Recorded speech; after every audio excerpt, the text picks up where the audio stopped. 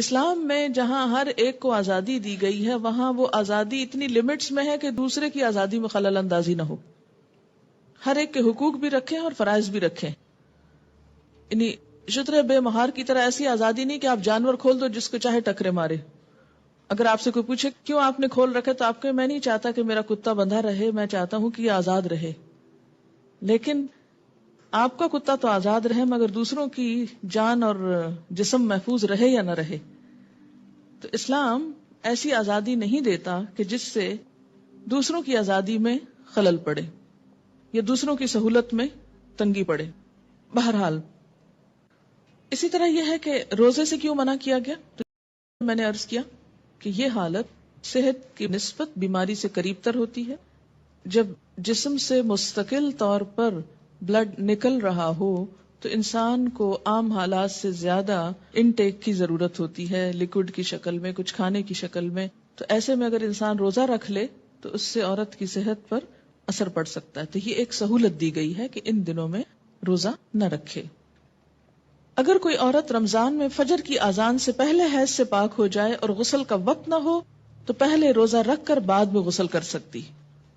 لیکن اگر اذان کے بعد پاکی ہوئی ہے، یعنی بعد میں بھی سپاٹ لگا ہے اور سورج نکلنے کے بعد آپ پاک ہو رہے ہیں اور نہا رہے ہیں اور روزہ آپ صبح سے رکھ چکے ہیں تو وہ روزہ نہیں ہوتا. ان ابی بکر ابن عبد الرحمن كنت انا وابی فذهبت معه حتى دخلنا على عائشة رضي الله عنها قالت اشهد على رسول الله ان كان ليصبح جنبا من جماع غير احتلام ثم يصومه ثم دخلنا على ام سلمة رضي الله عنها فقالت مثل ذلك رواه البخاري. حضرت ابو بکر بن عبد الرحمن رضی اللہ عنہ سے روایت ہے کہ میں اپنے والد کے ساتھ حضرت عائشہ رضی اللہ تعالی عنہا کی خدمت میں حاضر ہوا.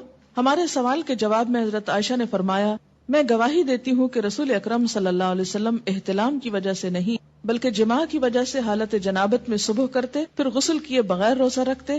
اس کے بعد ہم دونوں حضرت ام سلمہ رضی اللہ تعالی عنہا کی خدمت میں حاضر ہوئے تو انہوں نے بھی ایسا ہی فرمایا. اس سے کیا پتہ چلتا ہے؟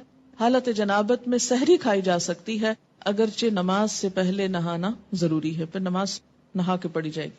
اسے بخاری نے روایت کیا.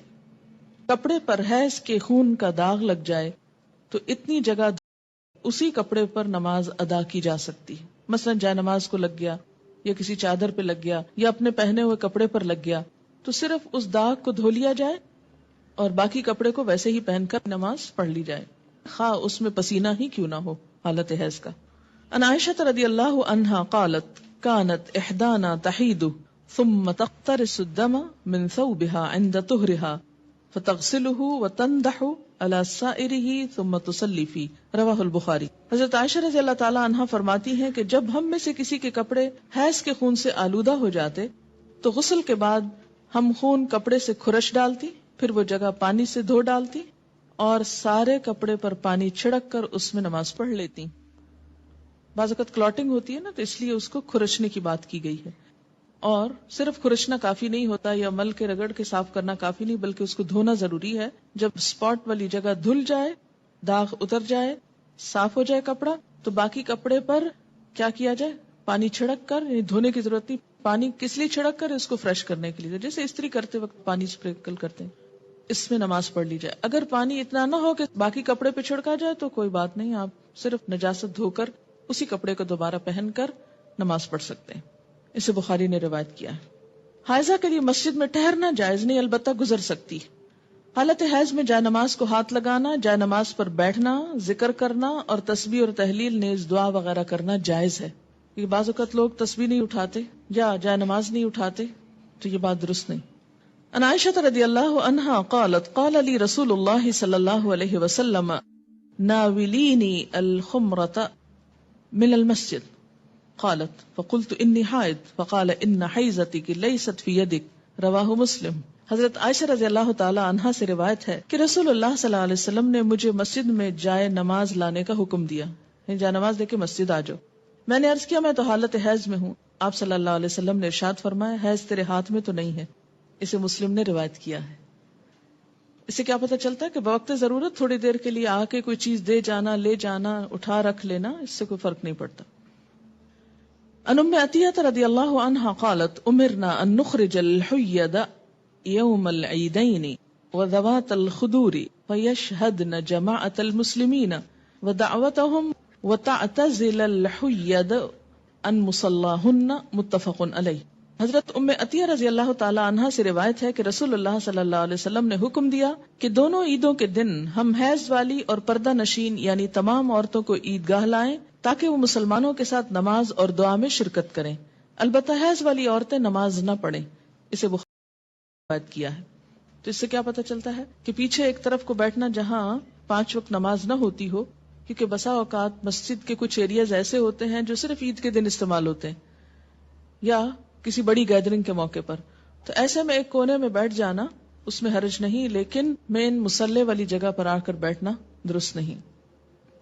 جیسے باہر کے ملکوں میں اسلامک سینٹرز جو ہیں اور مساجد یہ ساتھ ساتھ ہوتے ہیں، ایک ہال نماز کے لیے استعمال ہوتا ہے، باقی جگہیں کلاسز کے لیے استعمال ہوتی ہیں یا لائبریریز ہوتی ہیں یا کمیونٹی ہال ہوتا ہے، تو اس میں وہ جگہ جس پر دن میں 5 دفعہ نماز جماعت سے ہوتی ہو وہاں بس جانا منع ہے، باقی پوری بلڈنگ میں اوپر نیچے گھومنا پھرنا اور بیٹھنا درست ہے۔ عید کے موقع پر نماز کے لیے سب کو نکلنے کا حکم دیا گیا، جس میں حیض والی اور پردہ نشین عورتوں کو بھی کہا گیا کہ نکلیں، جو کبھی نہیں نکلتی وہ بھی نکلیں تاکہ مسلمانوں کے ساتھ نماز اور دعا میں شرکت کریں۔ البتہ حیض والی عورتیں نماز نہ پڑھیں۔ تو اس سے کیا پتہ چلتا ہے کہ عیدگاہ تک جانا، وہاں بیٹھنا اور دعا میں شریک ہونا ایسی عورتوں کے لیے بھی جائز ہے۔ حیض کا خون نہ لگے تو حائضہ کے کپڑے پاک رہتے ہیں جنہیں دھوئے بغیر نماز پڑھی جا سکتی۔ حائضہ کا دوپٹہ یا چادر اوڑھ کر دوسری عورت نماز پڑھ سکتی۔ ان میمونہ رضی اللہ عنہا قالت کان رسول اللہ صلی اللہ علیہ وسلم یصلی فی مرط بعدہ علی و بعدہ علیہ وانا حائض، متفق علیہ۔ حضرت میمونہ رضی اللہ عنہا فرماتی ہیں کہ رسول اللہ صلی اللہ علیہ وسلم جس چادر میں نماز پڑھتے ایک حصہ مجھ پر اور ایک حصہ آپ پر ہوتا اور میں حالت حیض میں ہوتی، اسے بخاری اور مسلم نے روایت کیا ہے۔ یعنی ایک ہی چادر شیئر کرتے تھے، اور اس وقت جب کہ حضرت میمونہ حیض کی حالت میں ہوتی، تو اس سے کیا پتہ چلتا ہے کہ ایسا کپڑا جو کسی حائضہ عورت کا ہو اس میں نماز ادا کرنا درست ہے۔ مثلاً بعض اوقات آپ جیسے عید کے موقع پر اچھے کپڑے پہنتے ہیں، کسی شادی وغیرہ کے موقع پر بعد میں دوبارہ ان کو پہننے کا موقع آتا ہے تو ان کو پہن کر نماز بھی ادا کر سکتے ہیں، اس میں کوئی حرج نہیں، بس صرف یہ کہ نجاست نہ ہو۔ حیض سے پاکیزگی حاصل کرنے کے بعد اگر خاکی یعنی براؤن یا زرد یعنی یلوش پانی خارج ہو تو دوبارہ غسل کرنے کی ضرورت نہیں۔ ان ام عطیہ رضی اللہ عنہا قالت کننا لا نعد القدرۃ والصفرۃ بعد الطہر شیئا، رواہ ابو داود۔ حضرت ام عطیہ رضی اللہ عنہا فرماتی ہیں حیض سے پاکیزگی حاصل کرنے کے بعد خاکی یا زرد رنگ کے پانی کو ہم کوئی اہمیت نہیں دیتی تھی، اسے ابو داؤد نے روایت کیا۔ یعنی آپ اپنے مقررہ ایام پر پاک ہو گئی، نہائی، نماز پڑھی، اور پھر کچھ گھنٹے گزرنے کے بعد یوں معلوم ہوا کہ یلوش ڈسچارج پھر ہوا ہے تو اس کو کنسیڈر کرنے کی ضرورت نہیں، اب دوبارہ نہانے کے لیے زحمت نہ کرے۔ حیض سے پاکیزگی حاصل کرنے کے لیے بے جا اجلت اور بے جا تاخیر دونوں سے کام نہیں لینا چاہیے۔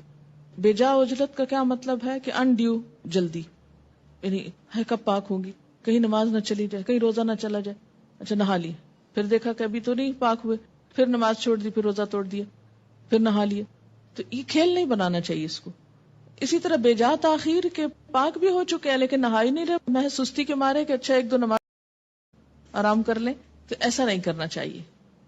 غسل حیض میں تاخیر ہونے پر قضا نمازیں ادا کرنا چاہیے، یعنی اگر کسی وجہ سے پانی ختم ہے، پانی نہیں ہے، یا کئی سفر کی حالت میں ہے کہ ٹائم پہ نہیں پہنچے آپ کہ نہا سکیں، یا کوئی وجہ بن گئی، یعنی جان بوجھ کے نہیں ہو گیا ایسے، تو پھر کیا ہے، جب نہا چکے تو پچھلی نماز لوٹائیں۔ کن النساء یبعثن الی عائشہ رضی اللہ عنہا بالدرجۃ فیہا الکرس فیہا السفرہ فتقول لا تعجلن حتی ترین القصۃ البیضاء ترید بذلک الطہر من الحیضۃ، رواہ البخاری۔ خواتین رسول اللہ صلی اللہ علیہ وسلم کی زوجہ محترمہ سیدہ عائشہ رضی اللہ تعالی عنہا کے پاس ڈبیا میں روئی رکھ کر بھیجتی جس میں ابھی کچھ زردی باقی ہوتی، تو حضرت عائشہ فرماتی جب تک صاف شفاف پانی نہ دیکھ لو اس وقت تک طہر حاصل کرنے کے لیے جلدی سے کام نہ لیا کرو، یعنی جب تک بالکل صاف نہ ہو جائے انسان اس وقت تک نہانے میں جلدی نہیں کرنی چاہیے۔ سیدہ عائشہ رضی اللہ تعالی عنہا کی مراد حیض سے طہارت حاصل کرنا ہوتی تھی۔ القصۃ البیضاء کا لفظ دیکھ رہے ہیں یہاں پر آپ عربی عبارت میں، یہ یار بتایا حتی ترینا القصۃ البیضاء، وائٹ ڈسچارج. قال ابن عباس رضی اللہ عنہما تغتسل وتصلی ولو ساعة من النهار ويأتيها زوجها اذا صلت الصلاة اعظم، رواہ البخاری. حضرت عبداللہ بن عباس رضی اللہ تعالی عنہما فرماتے، یہ دونوں آپ صحابیوں کے فتوے ہیں کہ مستحاضہ حسب عادت ایام حیض کے بعد غسل کر کے نماز پڑھیں. مستحاضہ کون ہوتی؟ حیض کے علاوہ جو بلیڈنگ ہوتی ہے بیماری کے طور پر، وہ استحاضہ کہلاتی ہے. یعنی سارا مہینہ سپاٹنگ ہوتی رہتی ہے.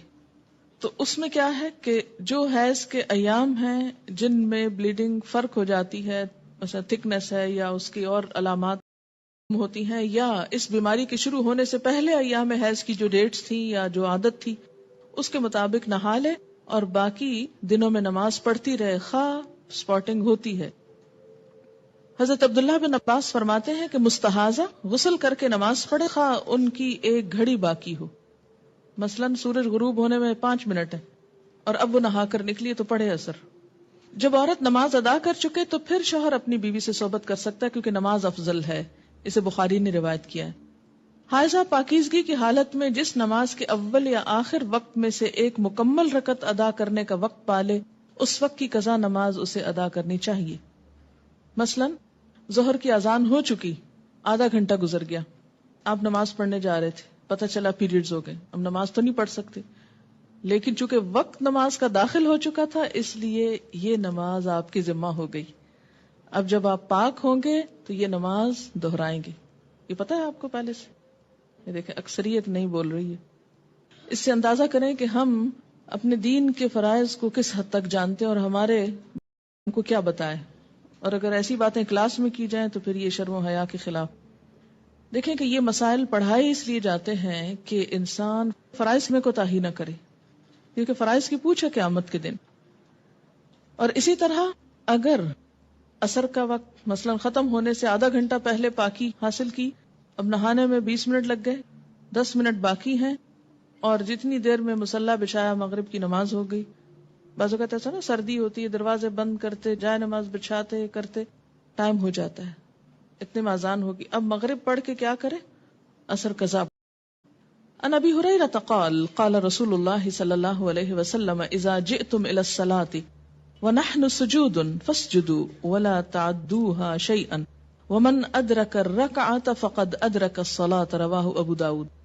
حضرت ابو ہریرہ رضی اللہ عنہ کہتے ہیں کہ رسول اللہ صلی اللہ علیہ وسلم نے فرمایا، جب تم نماز کے لیے آؤ اور ہم سجدہ میں ہو تو تم بھی سجدے میں شامل ہو جاؤ اور اس کو رکعت شمار نہ کرو. البتہ جس نے ایک رکعت جماعت کے ساتھ پالی اس نے پوری جماعت کا ثواب پا لیا. اسے ابو داؤد نے روایت کیا ہے. نماز کا اول وقت پانے سے مراد یہ ہے کہ اگر ایک عورت سورج غروب ہونے کے اتنی دیر بعد حائضہ ہوتی ہے کہ نماز مغرب کی ایک رکعت ادا کر سکے، اسے حیض ختم ہونے کے بعد اس نماز مغرب کی قضا ادا کرنی چاہیے. آخر وقت پانے سے مراد یہ ہے کہ اگر ایک عورت سورج طلوع ہونے سے اتنی دیر پہلے پاک ہوتی ہے کہ وہ نماز فجر کی ایک رکعت پڑھ سکے تو اسے وہ نماز فجر ادا کرنی چاہیے. یعنی آخری وقت میں بھی اگر ایک رکعت پڑھنے کا وقت ہو تو سمجھے کہ وقت ہے.